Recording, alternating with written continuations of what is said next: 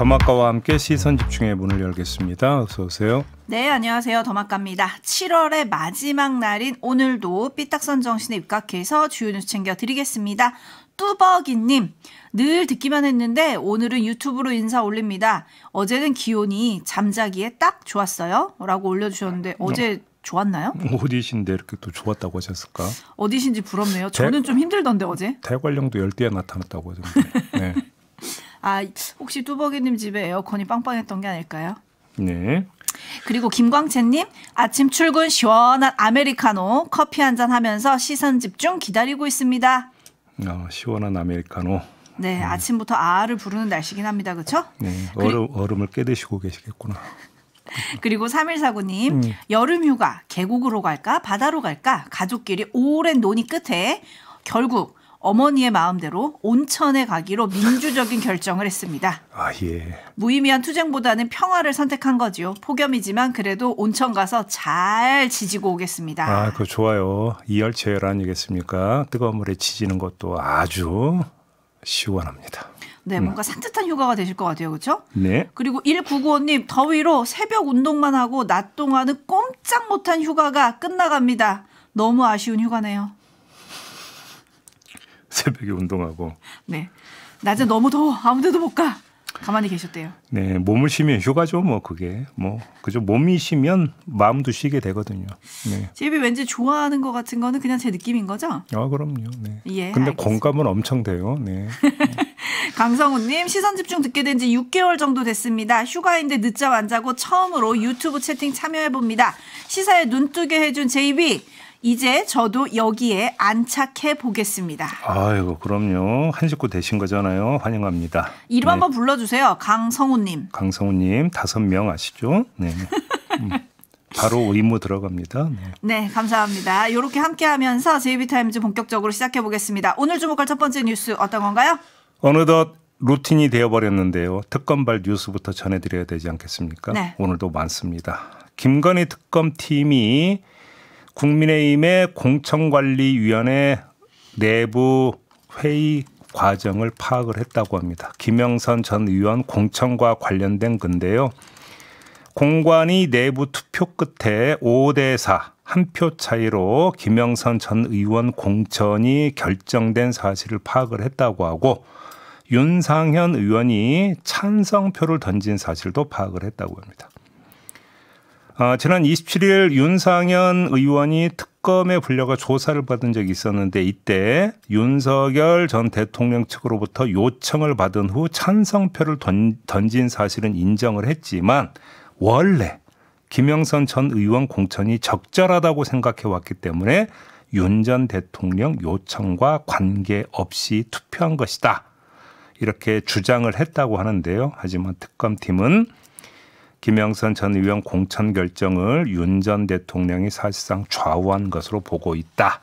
윤상현 의원의 찬성 표결도 결국은 그 차원에서 이뤄진 것으로 파악하고 있다. 이런 소식이 되는데 윤상현 의원의 그 출석 조사 때 말씀을 드린 바가 있습니다. 관건은 공천관리위원회 내부 심사회의 자료를 확보할 수 있느냐 없느냐 그리고 거기서 어떤 내용을 확인할 수 있느냐가 관건이라고 했는데 그 점을 파악을 했다라는 이야기가 되겠고요.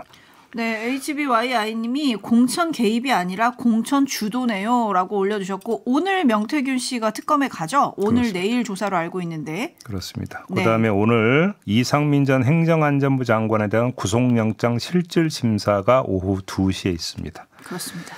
근데 관련해서 내란 특검팀의 구속영장 청구서 내용이 보도를 탔는데요. 언론사 단전단수 조치 지시는 그 자체로 국헌문란에 해당이 된다.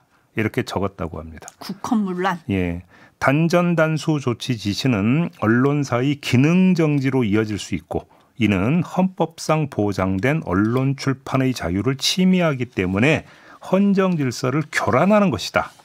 이런 내용을 담았다라는 건데 계엄법상 계엄사령관이 군사상 필요로 언론 출판에 특별한 조치를 할 수는 있지만 그 내용을 미리 공고하도록 되어 있는데 계엄 상황에도 언론 출판의 자유를 제한하려면 적법한 절차를 따라야 한다라는 취지가 되는 것 아니겠습니까? 하지만 특검팀 관계자는 적법 절차가 없었지 않느냐. 단전단수 지시는 국헌문란이다. 이렇게 설명을 했다고 합니다. 이 점이 재판부에서 어떻게 판단 내려질지 이걸 좀 봐야 되는 거 아니겠습니까? 네, 구속 여부 시선 집중하겠습니다. 3097님이 이렇게 보내주셨어요. 이러니 특검 하는 건가요? 특검 앞에서는 다 진술을 하는군요. 라고 좀 꼬집어 주셨네요. 제비타임즈 네. 다음 특검 어디로 갈까요? 바로 그건데요. 최상병 특검이 최근 임기훈 전 국방비서관을 불러 조사를 했는데 VIP 경로설 관련 주요 증언을 확보를 했다고 합니다. 문제의 7월 31일 회의에서 윤석열 전 대통령이 이종섭 전 국방장관에게 전화를 걸어서 이렇게 하면 누가 사단장을 맡으려고 하겠느냐. 그동안 여러 차례 강조했는데 왜 업무를 이렇게 처리했느냐.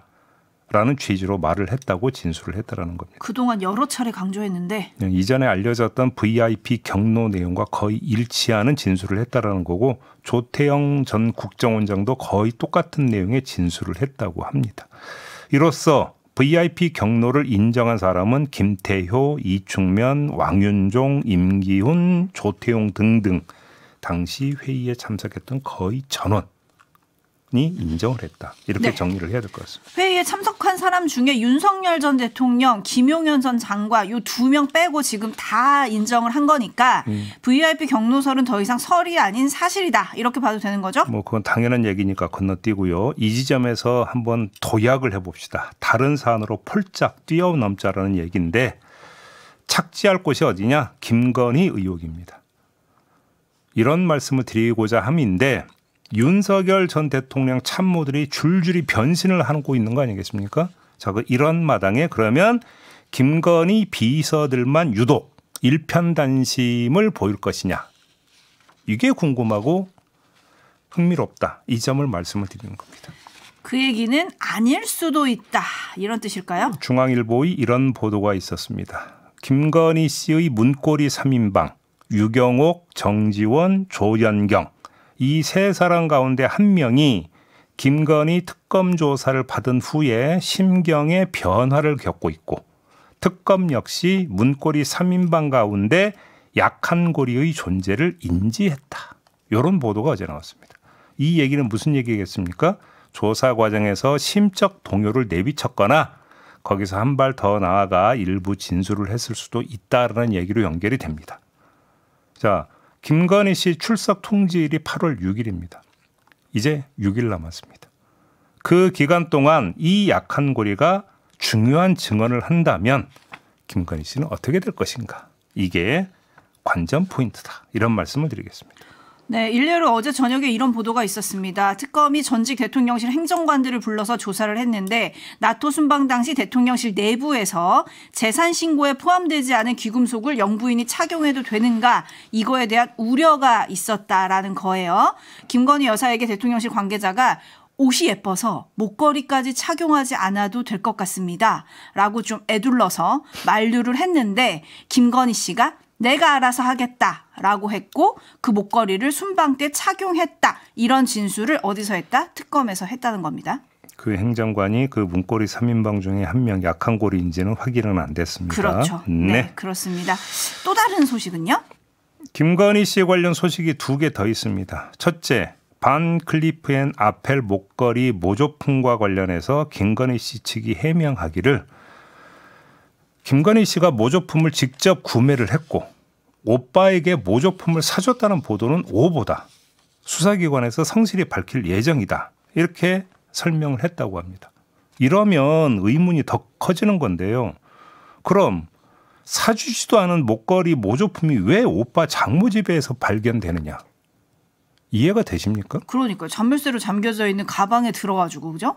그러니까 이러면 의문이 더 커진다는 점을 확인을 하고요. 네. 두 번째, 최상병 특검팀의 정민영 특검보 목소리 잠깐 들어보시죠. 특검은 지난주 대통령실 국방부 및 군 관계자들이 사용하였던 비화폰의 통신 기록에 대하여 압수수색 영장을 집행하였습니다. 윤석열 전 대통령과 배우자 김건희, 그다음 조태용 전 국가안보실장, 이종섭 전 국방부 장관, 임성근 전 해병대 1사단장 등 주요 당사자들의 비화폰 통신 기록을 국군지휘통신사령부 및 대통령 경호처로부터 제출받을 예정입니다. 정리하면 뭡니까? 김건희 씨 비화폰 통화 기록을 확보할 예정이다라는 겁니다.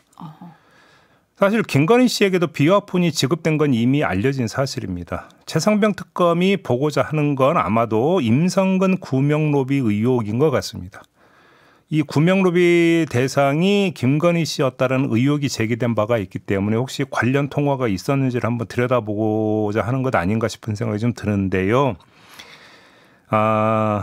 그 단서를 통화 기록에서 찾을 수 있을지 뭐 이건 현재로서는 가늠할 수가 없고요. 근데 이것 말고도 추가로 확인해야 할 건 여러 가지가 더 있습니다. 특히 12.3 내란 전후에서 김건희 씨가 비화폰으로 누구와 얼마나 자주 통화를 했느냐, 이건 되게 중요한 사안입니다. 이걸 보면 김건희 씨도 내란에 깊숙이 개입했는지 아닌지 그 여부를 가늠할 수 있기 때문인데, 아울러 김건희 씨가 12.3 내란 전날 조태용 전 국정원장에게 문자를 보낸 사실도 공개가 되지 않았습니까? 자, 문자 외에 통화 기록도 있는지를 확인해야 하고, 만약에 이게 있다면 도대체 어떤 차원인지가 추가로 확인이 돼야 되는 거죠. 근데 물론 이건 최상병 특검 소관 사항이 아니라 내란 특검의 소관 사항이 될 겁니다. 근데 비화폰 통화 기록을 최상병 특검만 갖겠느냐, 내란 특검도 당연히 확보해서 파악을 하지 않겠느냐, 이 점을 지금 저는 확인시키고자 이런 말씀을 드리는 겁니다. 네, 특검이 체크해야 될 거 JB가 다시 한번 꼼꼼히 짚어드렸고요. 특히나 윤석열 전 대통령이 경로했다는 그날 김건희 씨가 최상병 사건 주요 관계자와 개인 휴대전화로 통화한 사실도 지금 특검이 또 확인했다고 하거든요. 그러니까 이런 내역까지 지금 다 확인이 돼야 된다, 이런 얘기고, 0110님이 JB 진짜 궁금한데요. 아무래도 이해가 안 돼서 제가 한마디 올리겠습니다. 모조품은 분실할까 봐 애지중지 보관하는 판에 진품 목걸이하고 가방 구두는 분실했는데 신고도 하지 않고 찾지도 않았다는 게 요상하지 않습니까? 근데 분실했다고 주장한 게 김건희 씨가 아니라 건진법사였기 때문에 그거는, 그죠? 그러네요. 분실했어요라고 한 건 김건희 씨가 아니었어요. 그러네요. 참 복잡한 해명입니다. 네. 윤석열 전 대통령 관련 소식도 좀 잠깐 볼까요? 105명의 소송인단이 윤석열 전 대통령을 상대로 위자료 청구 소송을 내서 1인당 10만 원의 배상 판결을 받은 소식 전해드렸습니다. 변호사하고 저희 인터뷰도 가졌었죠. 그랬죠. 자, 윤석열 전 대통령 측이 지난 29일 항소를 했고요. 더불어 강제 집행정지 신청도 함께했다고 합니다. 소송인단이 윤석열 전 대통령의 계좌를 압류하는 등의 조치를 취하지 못하게 해달라, 이렇게 신청을 했다는 얘기입니다. 네, 뭐 어느 정도 예상했던 일이긴 합니다만, 그죠? 네, 그렇긴 한데 굳이 뭐 강제 집행정지 신청까지 할 필요가 있을까라는 말씀을 좀 드리고 싶은데요. 윤 전 대통령은 구치소에 갇혀 있는 신세입니다. 계좌에서 돈을 인출하는 경우는 딱 하나의 경우밖에 없습니다. 어떤 경우입니까? 영치금을 채워 넣어야 하는 경우. 이거밖에 없는데, 헌데 김계리 변호사가 모금을 호소한 덕분에 그 한도인 400만 원 꽉꽉 채웠다는 거 아니겠습니까? 그럼 뭐 계좌 동결돼도 먼저 상관없는 거 아니겠습니까? 그래서 드리는 말씀인데요. 어차피 계좌에서 돈 뽑을 일은 없지 않느냐, 이 점을 확인하면서 한마디 드린 겁니다. 하지만 국민 한 명에게도 주고 싶지는 않다, 뭐 이런 마음이 있는 거 아니겠습니까? 오히려 지금 국민소송인단은 그 배상 액수를 좀 높여가지고, 뭐 20만 원으로 높여가지고 지금 소송인단을 모집하고 있다, 이런 보도도 있었는데요. 참 뭐 이런 대통령이라는 사람이 이런 대응을 하는 걸 어떻게 봐야 될지 뭐 판단은 촌철님들께 맡기겠습니다. 그리고 또 국정농단이라는 단어가 등장을 했더라고요. 어젯밤에 통일교 전 세계본부장이 구속되지 않았습니까? 됐죠. 여기 구속영장에 이 사건의 본질은 국정농단이다, 특검팀이 이렇게 적었다고 하더라고요. 그러면 국정농단이라는 것은 뭐 통일교 간부로부터 뭐를 받았다라는 수준이 아니라 받아서 뭔가 대가 행위를 했다는 얘기로 연결이 되는 거거든요. 네. 그게 뭔지를 이제 밝혀야 되는 거겠죠. 그렇습니다. JB타임즈 다음 주목할 뉴스는요? 노란봉투법 국회 본회의 처리를 앞둔 상황에서 주한 유럽상공회의소가 3일 전이죠. 28일 한국 시장 철수까지 경고하면서 강하게 반발했다는 소식, 언론 보도를 많이 탔습니다. 근데 그 배경이 드러났는데, 주한 유럽상공회의소의 설명은 한국경영자총협회, 경총 등과 논의를 하는 과정에서 입장을 내게 됐다라는 겁니다. 9월에 발간하는 백서에 사용자 정의를 명확히 할 필요가 있다는 의견을 넣기로 준비하고 있었는데 법안이 급물살을 타니까 백서 내용과 크게 다르지 않으면 먼저 입장을 밝혀줄 수 있느냐라는 쪽으로 논의가 됐다는 겁니다. 어허. 이게 무슨 얘기입니까? 경총이 그렇게 요청을 했다는 얘기입니다. 다시 말해서 경청 후 요청이 있었다는 얘기가 되는 거고요. 주한유럽상공회의소 관계자는 또 이런 말도 했다고 합니다. 철수 운운했던 그 철수 표현에 대해서 네. 한겨레 기자에게 설명하기를 철수 표현은 만약의 만약이다. 최악의 상황을 가정해서 예시로 든 것인데 그 부분이 보도에서 강조됐다. 이렇게 설명을 했다고 합니다. 정리를 하면 어떻게 되는 겁니까? 한국의 경총과 한국의 보수 언론에 의해서 조율되고 키워진 입장이다. 이렇게 정리를 할 수 있을 것 같습니다. 이에 대해서 경총은 경영자 네트워킹이 있기 때문에 참고 자료 공유를 한 것일 뿐 실무선에서 공식 요청은 없었다고 해명을 했다라는데 그 진상은 조만간 밝혀질 수도 있습니다. 어제 저희가 김영훈 고용노동부 장관과 인터뷰를 하지 않았습니까? 이때 김 장관이 유럽연합이 우리나라의 국제노동기구 ILO 핵심 협약 비준을 요구했다는 점을 강조를 하면서 조속한 시일 내에 주한유럽상공회의소와 대화하겠다고 밝혔거든요. 만나지 않겠습니까? 그렇겠죠. 만나게 되면 이 자리에서 어떻게 된 건지 가닥이 잡히지 않겠습니까? 그래서 조만간 밝혀질 수도 있다. 이런 말씀을 드리는 겁니다. 네, 이건 기다려보면 될 것 같고요. 지금 미국과의 관세 협상 관련해서 속보가 계속해서 들어오고 있는데 트럼프 미 대통령이 이렇게 밝혔다고 하네요. 한국이 미국에 3,500억 달러 투자금을 내기로 했다. 상호 관세는 25%에서 15%로 내려갈 거다. 그리고 2주 후에 이재명 대통령과 백악관에서 정상회담을 하겠다. 3,500억 달러 규모의 투자금을 약속을 했다. 처음에는 1,000억 달러 얘기했다가 네. 중간에 2,000억 달러 플러스 알파까지 준비했다는 소식이 있었는데 뭐 미국에서 4,000억 달러를 요청했다 이런 얘기도 근데 있었죠. 그게 3,500억 달러로 올라간 겁니까? 아무튼 기업인들이 여러 명 이제 현지에 합류를 하지 않았습니까? 아마 이러면서 우리 협상단과 기업인들이 좀 조율을 한 결과 아닌가 싶은 생각이 좀 드는데요. 이 내용도 확인이 좀 필요할 것 같은데요. 트럼프 대통령이 밝힌 것 중에 이런 게 있네요. 한국이 미국의 자동차, 트럭, 농산물 시장 완전 개방을 약속했다? 그래요? 농산물 시장의 완전 개방? 네. 완전 개방이라고 하는 게 뭘 뜻하는지를 모르겠습니다만 그냥 말 그대로 사전적 의미라고 한다면 이거는 좀 농민단체나 농축산인들이 어떻게 반응할지를 좀 봐야 되는 문제가 좀 있습니다. 네, 어제 민주당 전국농어민위원회 속 의원들이 주한미 대사관 앞에서 기자회견을 열기도 했잖아요. 그 점을 좀 말씀을 드려야 될 것 같은데요. 바로 지금 말씀하신 그 내용입니다. 기자회견을 열어서 농축산물 수입 확대 반대, 협상 대상에서 식량 안보 제외 등을 요구를 했고요. 국회 농해수위 소속 민주당 의원들은 미 대사관 측에 직접 항의 서한 전달을 시도를 했었는데 서한 전달 방식에 대한 미 대사관 측 반발로 우편과 이메일을 통해 서한을 전달하기로 이렇게 가닥을 잡았었거든요. 자, 이런 움직임에 대해서 문진석 민주당 원내 수석 부대표가 뭐라고 했냐면 당 전체가 움직일 수는 없지만 상임위 차원에서 개별적으로 하는 건 불가피한 게 아닌가 생각한다 이렇게 말한 적이 있어요. 근데 제 생각은 이거 불가피를 넘어서 필수라고 생각을 했었죠. 왜냐하면 국내에서 이런 움직임을 보이고 이런 목소리를 내야 우리 협상단의 협상력을 올려줄 수 있다라고 저는 봤기 때문인데 아니 국내 여론이 이렇게 돌아가는데 우리도 어쩔 수 없습니다라고 하면서 버팅기는 힘을 공급해 줄 수 있다고 생각을 했는데 지금 들어오는 속보에서 농산물 시장의 완전 개방을 약속했다면 이건 좀 얘기가 달라지는 거거든요. 그런데 현재로서는 지금 제목 이상은 지금 들어오고 있지 않기 때문에 지금 여기서 단정은 안 하겠습니다. 좀 더 구체적인 내용은 확인을 한 다음에 말씀을 드리는 게 맞을 것 같습니다. 네, 지금 올라오는 속보는 그 트럼프가 본인의 SNS에 올린 글을 가지고 지금 나오는 것들이거든요. 그렇다면 더더군다나 확인이 필요합니다. 그렇죠. 그리고 우리 정부가 앞서서 오늘 새벽에 밝힌 내용은 이제 백악관에서 트럼프를 면담을 하고 그 내용이 정리가 되면 브리핑을 할 수도 있다 이렇게 얘기를 했었기 때문에 그 내용을 좀 들어봐야 될 것 같긴 합니다. 네, 3부의 우석진 교수하고 짚어보고요. JB타임즈는 이렇게 마무리할게요. 담화과 수고하셨습니다. 고맙습니다.